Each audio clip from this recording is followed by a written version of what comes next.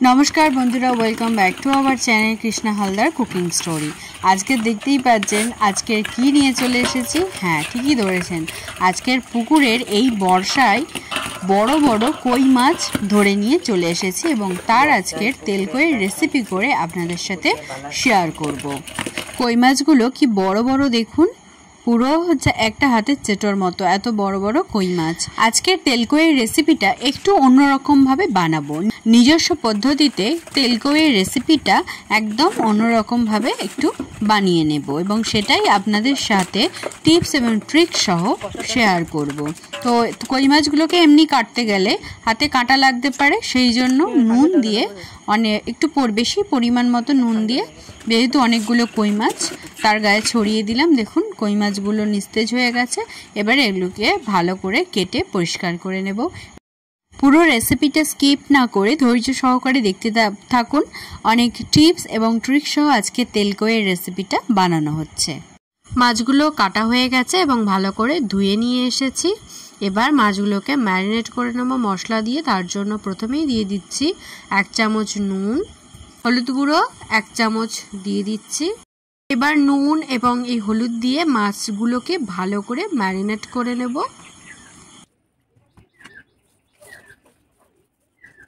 মাছগুলোকে ভালো করে ম্যারিনেট করে নিয়ে রেখে দেব। দিয়ে একটা পেস্ট বানিয়ে নেব গ্রেভির জন্য। তার জন্য এখানে একটা টমেটো লম্বা লম্বা করে কেটে নিয়েছি, পেঁয়াজ কেটে নিয়েছি, আদা কুচি এবং 4টে কাঁচা লঙ্কা নিয়ে নিয়েছি। এখন নিয়ে নিচ্ছি 1 চামচ জিরে, তার সঙ্গে এই বাকি উপকরণগুলো দিয়ে পেস্ট বানিয়ে নেব।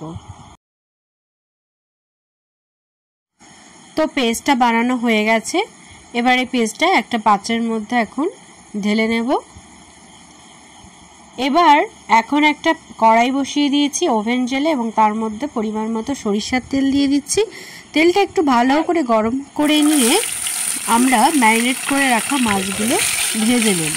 খুব বেশি কড়া করে ভাজবো না, হালকা করেই ভেজে নেব। মাছগুলোর একদিক ভাজা হয়েছে, আর একদিক উল্টে দিচ্ছি। তো দেখতেই পাচ্ছেন এরকম হালকা করে মাছগুলোকে আমরা ভেজে নিচ্ছি। তো মাছগুলো এইভাবে সবগুলো হালকা করে ভেজে নিলাম। এবারে বেগুন কেটে রেখেছি, এইরকম একটু লম্বা টুকরো টুকরো করে বেগুনগুলো কেটে রেখেছিলাম, সেই বেগুনগুলো তেলের মধ্যে এবার ভেজে নেব।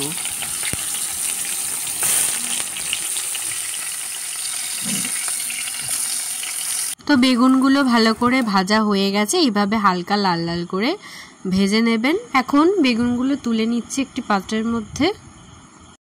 এবারে ওই তেলের মধ্যে দিয়ে দিচ্ছি কালো জিরে এবং 3টি এলাচ। একটু তেলের মধ্যে ভালো করে নাড়াচাড়া করে নিব। নেড়ে সুন্দর স্মেল যখন বেরোবে তখন যে পেস্টটা তৈরি করে রেখেছিলাম সেই পেস্টটা এর মধ্যে দিয়ে দেব।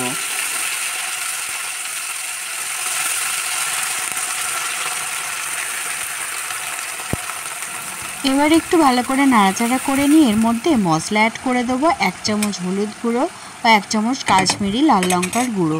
যেহেতু পেস্টের সাথে কাঁচা লঙ্কা পেস্ট করা আছে তাই এখানে আর গুঁড়ো লঙ্কা দিলাম না, কালারের জন্য একটু কাশ্মীরি লাল লঙ্কার গুঁড়ো দিয়ে দিলাম। দিয়ে এবার মশলাটাকে ভালো করে একটু ঢেকে দিয়ে মিডিয়াম ফ্লেমে কষিয়ে নেব। যতক্ষণ না মশলা থেকে তেল ছাড়তে শুরু করছে ততক্ষণ মশলাটা কষাতে থাকবো। একটুখানি জল দিয়ে দিলাম, দিয়ে এবার ঢেকে মশলাটা ভালো করে কষিয়ে 2 মিনিট পর ঢাকনাটা খুলে নিয়েছি। দেখুন হালকা তেল ছাড়তে শুরু করে দিয়েছি। এবার আর ঢাকা দেব না, এবার ঢাকা ছাড়াই একটু কষিয়ে নেব। তো দেখতেই পাচ্ছেন মশলা চারিদিক থেকে হালকা তেল ছাড়তে শুরু করেছে। এবার এর মধ্যে 1 কাপ জল অ্যাড করে দিলাম। এবার ফ্লেমটা একটু হাই করে দেব যাতে তরকারিটা ফুটতে থাকে। এবার দেখুন ফুটতে শুরু করেছে, ফ্লেমটা মিডিয়াম করে দেব এবং মাছগুলো এবং বেগুনটা এর মধ্যে তরকারির মধ্যে দিয়ে দেব।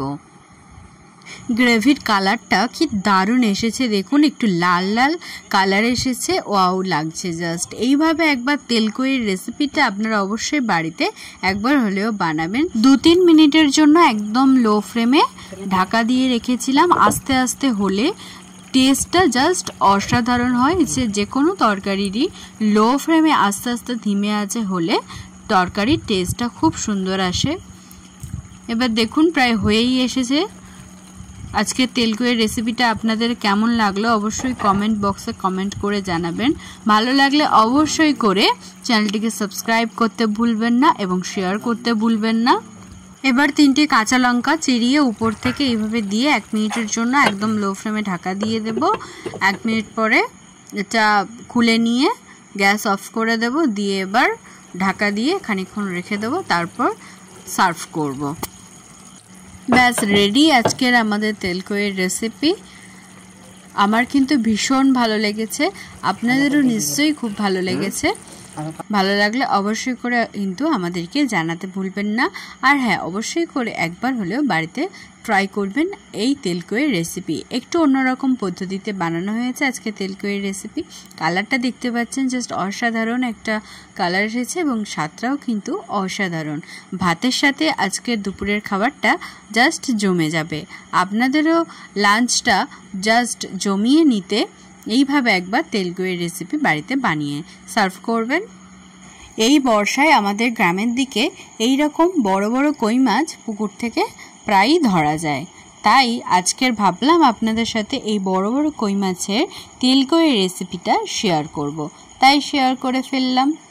আজকের এই পর্যন্তই, দেখা হচ্ছে পরবর্তী নতুনত্ব রেসিপি নিয়ে। আপনারা সঙ্গে থাকবেন এবং আপনারাও অনেক অনেক ভালো থাকবেন এবং আমাদেরকে জানাবেন আপনাদের কেমন লেগেছে। আর হ্যাঁ, অবশ্যই করে কিন্তু চ্যানেলটিকে সাবস্ক্রাইব করে আমাদের পাশে থাকবেন। তো অনেক ধন্যবাদ। আর এই রেসিপিটা করতে কিন্তু খুব বেশি সময় লাগে না, অনেক অল্প সময়ের মধ্যেই এই তেলকইয়ের রেসিপিটা বানিয়ে ফেলা যায়।